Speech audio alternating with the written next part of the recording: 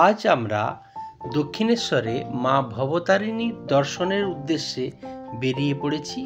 প্রথমে আমরা যাব দক্ষিণেশ্বর এবং সেখান থেকে লঞ্চে করে আমরা যাব বেলুড় মঠ। আমি আমার এই ভিডিওতে আপনাদের সেই যাত্রাই তুলে ধরব। ঈশ্বরের মন্দিরে যাওয়ার জন্য আমরা প্রথমে সিঁড়ি বেয়ে স্কাই ওয়াকের উপরে উঠে এলাম। উপরে উঠে আসার পর বেশ কিছুটা হেঁটে চললাম। হাঁটতে কিন্তু বেশ ভালোই লাগছে। দুটো দিক দিয়ে রাস্তা, মাঝখানে কিছু দোকান আছে, বাঁ দিক দিয়ে যাওয়ার রাস্তা আর ডান দিক দিয়ে ফেরার রাস্তা। এইভাবে হাঁটতে হাঁটতে স্কাই ওয়াকের একদম শেষ প্রান্তে চলে এলাম। এখানে স্টিলের চাদরের উপর ফুটো করে মা ভবতারিণীর মন্দিরের একটা অবয়ব তৈরি করা হয়েছে। এখান থেকে ডান দিক এবং বাঁ দিক দুদিকে দুটো রাস্তা, বাঁ দিকের রাস্তাটা নামার জন্য আর ডান দিকেরটা ওঠার জন্য। এখান থেকে নেমে আসলাম। নেমে এসে যে সামনে দেখছেন বাঁ দিকে একটা তোরণ, ওটা দিয়ে কিন্তু আমরা পরবর্তীকালে বেলুড় মঠে যাব।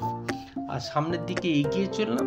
সামনের দিকে বেশ কিছুটা হেঁটে যাওয়ার পর ওই বাঁ দিকে ব্যাগ এবং মোবাইল এইসব জিনিসগুলো রেখে দিতে হবে, তাই এগুলো রাখার আগে যতটা সম্ভব ছবি আমি তুলে নেওয়ার চেষ্টা করলাম। তারপর আমরা একটা সময় কি করব, ব্যাগ ওগুলো রেখে দিয়ে শেষে আমি কিন্তু পুজো দেওয়ার জন্য এগিয়ে যাব।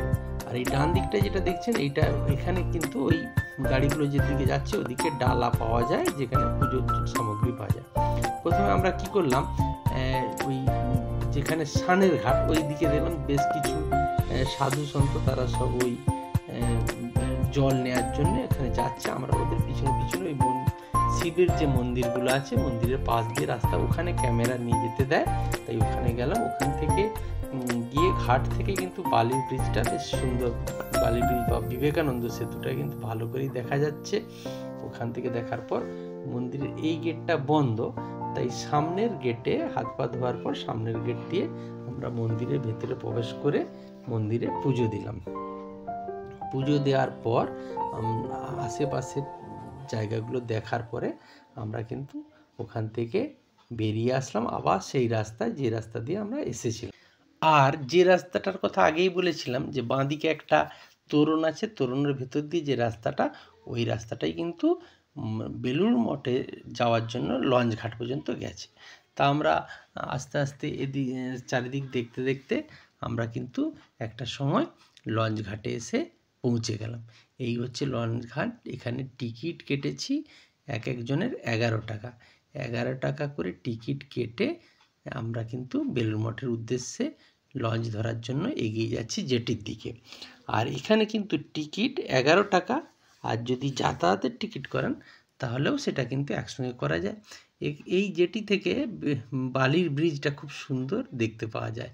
আর এই জেটিতে আবার দুটো রাস্তা, একটা গেছে বাঁ দিকে যে রাস্তাটা দিয়ে আমরা এখন যাচ্ছি, আর একটা ডান দিকে যে রাস্তাটা, ওই রাস্তাটা দিয়ে ফিরে আসার সময় এখান দিয়ে ফিরে আসা যায়। যাই হোক, এইভাবে একটু একটু করে এগোতে এগোতে একটা সময় আমরা কিন্তু জেটির মধ্যে এসে গেলাম। আর জেটিতে পৌঁছানোর পরেই লঞ্চ জেটিতে নাবিকরা দড়ি দিয়ে বেঁধে আটকে দিলেন। আর আটকে দেওয়ার পরেই কিন্তু একে একে আমরা সবাই লঞ্চের মধ্যে উঠে পড়লাম। লঞ্চে ওঠার পরেই লঞ্চটা কিন্তু বেলুড় মঠের উদ্দেশ্যে যাত্রা শুরু করে দিল। এই যে নিবেদিতা সেতু এবং বিবেকানন্দ সেতু পার হয়ে আমরা আস্তে আস্তে বেলুড় মঠের দিকে এগিয়ে চলতে লাগলাম। তো এই লঞ্চের যাত্রাটা কিন্তু খুব মনোরম। সকালবেলা একদিকে সূর্য উঠেছে, আর অপর পাড়ে মানে যে দিকটায় বেলুড় মঠ আছে ওই পাড়ে যখন আলো পড়ছে একদম অপরূপ লাগছে। আর সকালবেলাটা কিন্তু লঞ্চগুলো খুব ফাঁকা যায়, তাই ফাঁকা গেলে আপনারা কিন্তু খুব স্বাচ্ছন্দ্য বোধ করবেন। আমরা তো খুব মজা পেয়েছি। আপনারাও কিন্তু সকালবেলা চেষ্টা করবেন এই যাওয়াটা, তাহলে দেখবেন খুব ভালোই লাগবে। যাই হোক, এইভাবে আমরা একটু একটু করে বেলুড় মঠের দিকে এগোতে থাকলাম। যাওয়ার পথে নদীর পাড়ের দৃশ্য কিন্তু বেশ সুন্দর লাগছিল। আর আমাদের লঞ্চটার পাশেই একটা ছোট জাহাজ, সেটা নোঙর করেছিল, আর সেটাকে দেখতে তো মানে দারুণ লাগছিল। নদীর মধ্যে ছোট হলেও আমাদের লঞ্চের তুলনায় অনেক বড়, তাই যেন একটা বেশ অন্যরকম একটা অনুভূতি হচ্ছিল। আর সূর্যের আলো যখন এই জাহাজটার উপরে পড়েছে দেখুন কি সুন্দর লাগছে। আর সেই ওই পাড়টায়, যে পাড়টায় বেলুড় মঠ, সেই পাড়টাও কিন্তু বেশ সুন্দর লাগছে। আস্তে আস্তে আস্তে আস্তে আমাদের লঞ্চটা কিন্তু বেলুড় মঠের দিকে এগিয়ে চলছে। তো আপনারা যখন আসবেন অবশ্যই সকালেই বেরোবেন, কারণ সকালে বেরোলেই আপনারা কিন্তু এই দৃশ্যগুলো দেখার সুযোগ পাবেন।